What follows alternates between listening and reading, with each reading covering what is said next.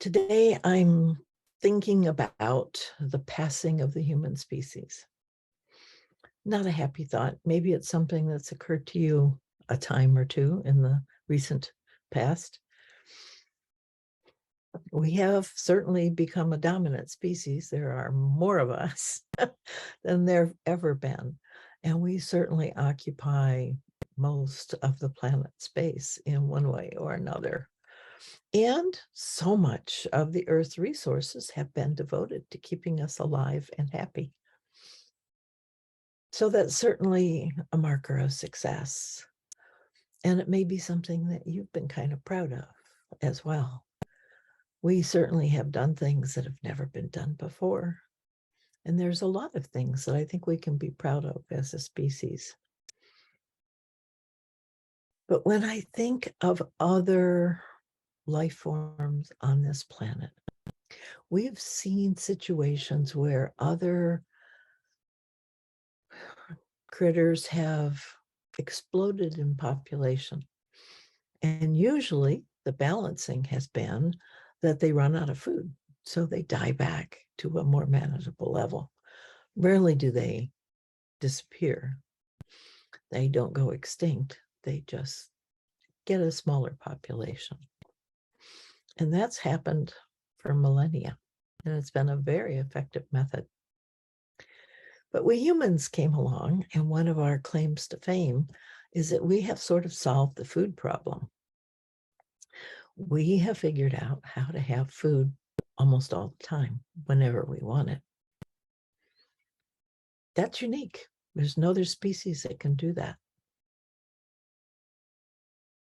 And to do that, we have borrowed from the future. So we have planted more, we have created genetically modified crops, we have artificially moved rivers. We've done all sorts of things to ensure that we have food. And one thing that is true across all life forms on the planet, when they have food, they multiply. And we've been doing that. We have kind of an irritation, at anything that takes our life. If a grizzly bear kills somebody, we kill it. If a disease threatens us, we work to eradicate it.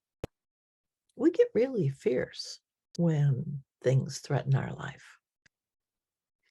And yet, we've been threatening our own life for hundreds, maybe even thousands of years. As we got clever and overstepped our boundaries with no respect, no acknowledgement of the impact that that's going to have on our own sources of life. I have been amazed over the years when I think about how nonchalantly we have polluted both land and water. It doesn't seem to matter. We seem to feel those resources are infinite, and they're not. They're finite, and they need to be maintained. And we've had no real conscious recognition of them being finite, and we've not been willing to take responsibility for maintaining them.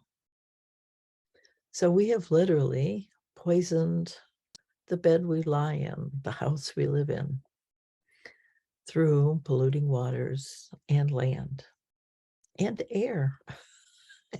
We cannot live without those three things. And yet we're making them impossible to live themselves or to serve life. Isn't that strange that we would do that? It's hard to fathom. And yet we have. So it seems to me, and the work that I'm doing and that you're so wonderfully supporting, has to do with the Homecoming Project and learning how to come home. Really understanding this is our house we live in, and we need to clean it up and take care of it. seems a simple thing. I do it in my own house. I clean it up. I take care of it. I fix it when it's broken. I make sure that the air is clean, that the water that comes into the house is clean, that the house stays clean. I don't have clutter all over.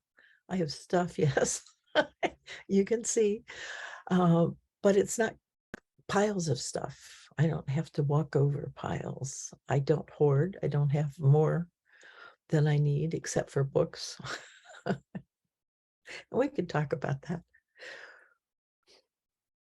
So why would I do less for the planet I live on?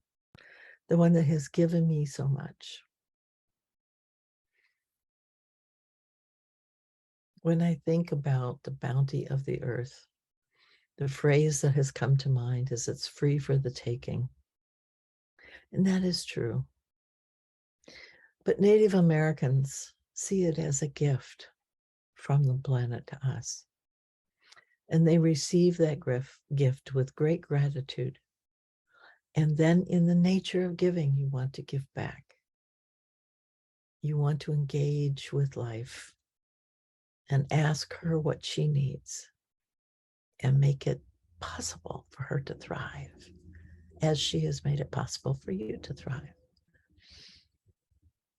And we as Western folks are so far from that.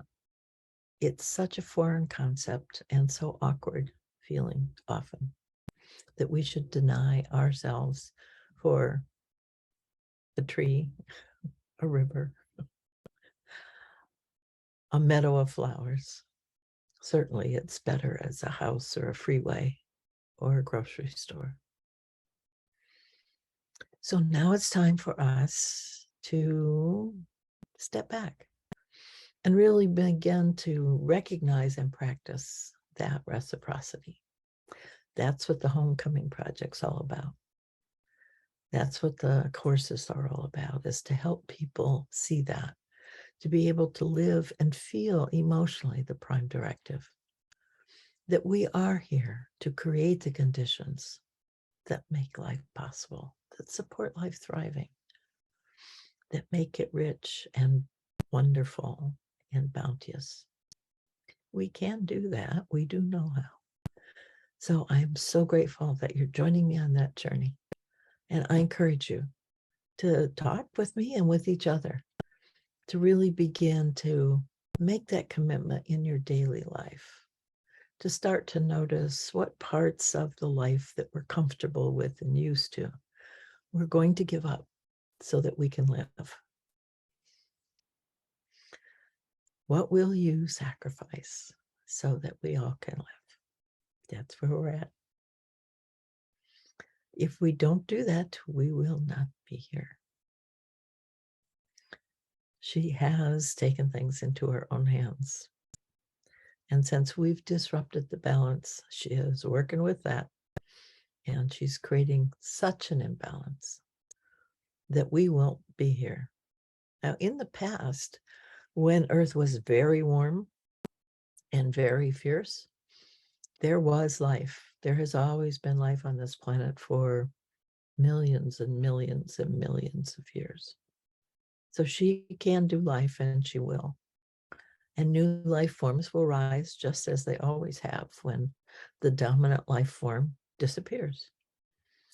The question is, will we be here? How many of us will be here? And will we be here as partners or as parasites? So, food for thought. Thank you so much for joining me.